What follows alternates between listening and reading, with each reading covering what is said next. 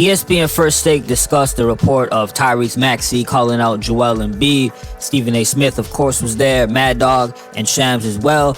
Shams didn't add anything new to this segment from what he already has been reporting. And Stephen A. is basically talking about the reporter that Joel Embiid got into it with, the altercation and the personal stuff that was brought up, how that really makes it seem like there was validity in his article outside of the personal family stuff that he brought up. Mad Dog starts getting into what he thinks is going on and how he is disappointed. I'm going to play you the clips as usual. There's one part where Stephen A. made a very strong report from a source within the Philadelphia organization that made it seem like this is looking really bleak for Joel Embiid moving forward. I said even before this whole scenario came up with Tyrese Maxey that I think Philadelphia should move forward with Tyrese Maxey, make him the face of the team, and let Embiid know that's the direction that they want to take. And it's either he accepts it and he kind of takes a more of a backseat approach, or they just end up trading him. Talent-wise, if Embiid was actually available with that talent he has, he would clearly be the number one option, but that's just not the case. All right, now I'm going to get into these First Take clips, starting with Stephen A. I will say this to you. It makes him look very, very bad. And here's why. If you're Joel Embiid, I want you to listen to me and listen to me good. Tyrese Maxey calling you out is a big, big deal.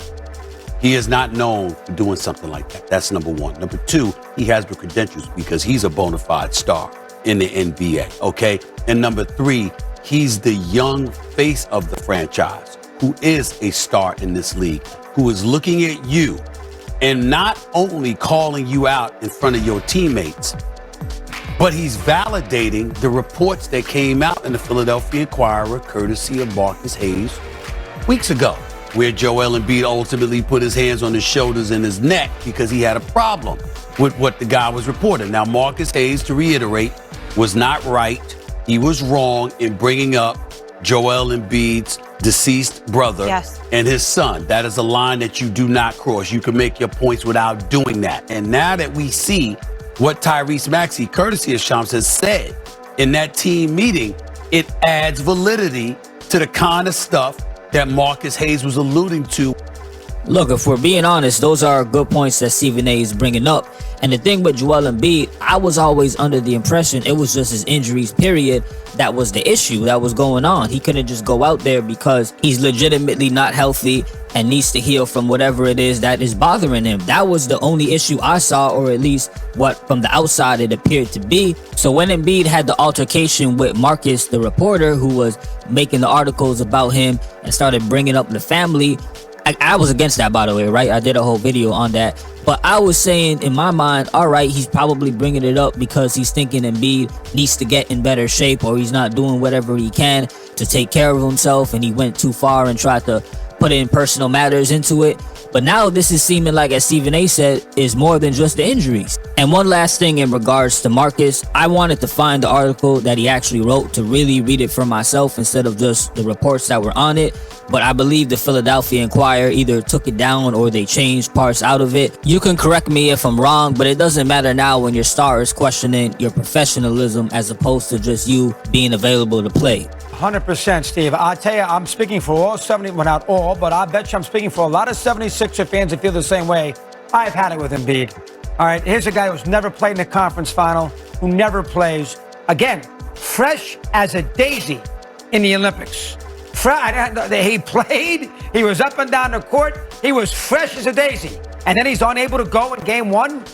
I'm not going to play back-to-back. The team's 2-11. It's a man who's never played in the conference final, for crying out loud. And we got people out there who want to put him in the Kareem Abdul-Jabbar level. Or Jokic. He is not a patch on Jokic's fanny.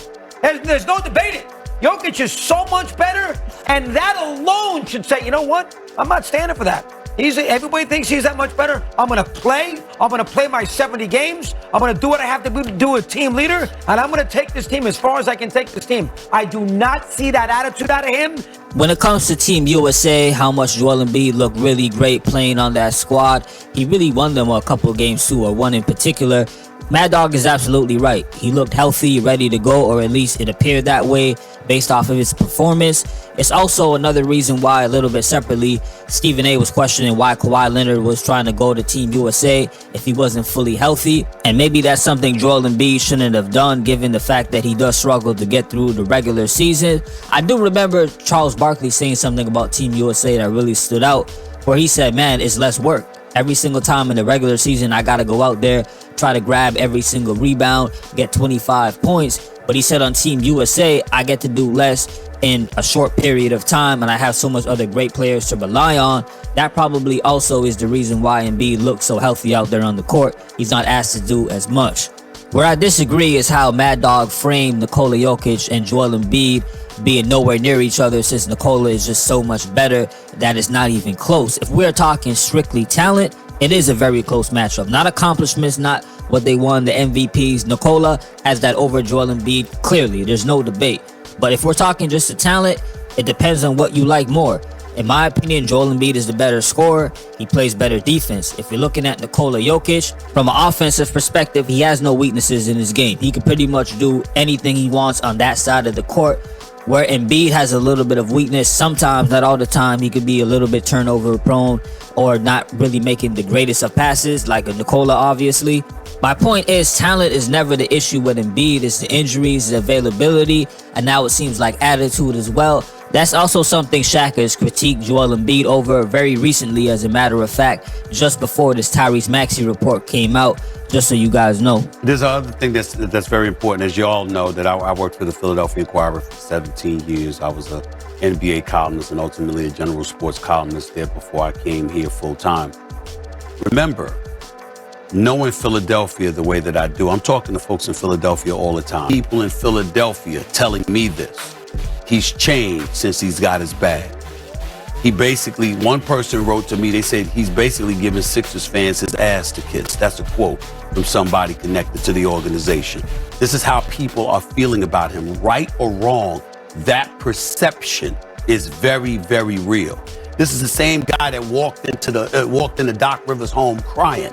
You know, what are we going to do? How are we going to get better? We can't have this happen again. And then you got this situation with Joel Embiid now, and he chooses to speak up. If this was a Kyle Lowry, who's a champion and a veteran, somebody, that would be totally different. Where even with his youth, he stood up and he called Joel Embiid out. And the fact that he called Joel Embiid out, let me tell you something right now.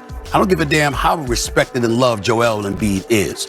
The city of Philadelphia loves themselves some Tyrese Maxey. And if that man called Joel Embiid out, and you at a point where you got to side with somebody, the city of Philadelphia is going to side with Tyrese Maxey. If somebody from the Philadelphia 76ers organization really said this, I'm assuming this person is not the only individual that feels this way, to say that ever since he got his money, he gave us his behind to kiss.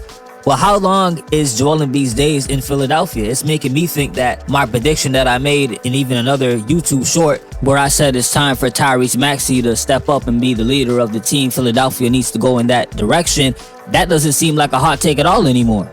And for further context, Kyle Lowry was the one who called the team meeting, according to reports. In regards to what Stephen A was saying, yeah, he wasn't the one that actually called out Joel Embiid, but the fact that he even made this whole team meeting, he took that initiative to do so. It also speaks volumes to what he feels about the whole team, including Joel Embiid. Also, keep in mind, Nick Nurse is obviously the head coach. Kyle Lowry won his championship with Nick Nurse back in 2019 with the Raptors. So with that being said, I'm going to go on the limb that this is strictly a roster issue that is going on. The coach, Nick Nurse, at least as of right now, is not in any danger or on the hot seat, you could say. What do y'all think of all of this, man? And then Paul George, there's that issue as well. He seems to be dealing with a lot of injuries. I'm going to predict that I don't think this is going to work out too well, man, just because of injury strictly. It's not even the attitude issue that they're saying with Embiid and showing up late. You can fix those things. That's controllable. But your body not being healthy, that's a lot more out of your control. But you can hit me up in the comment section and let me know. Like, share, and subscribe. And as always, salute for listening. Peace.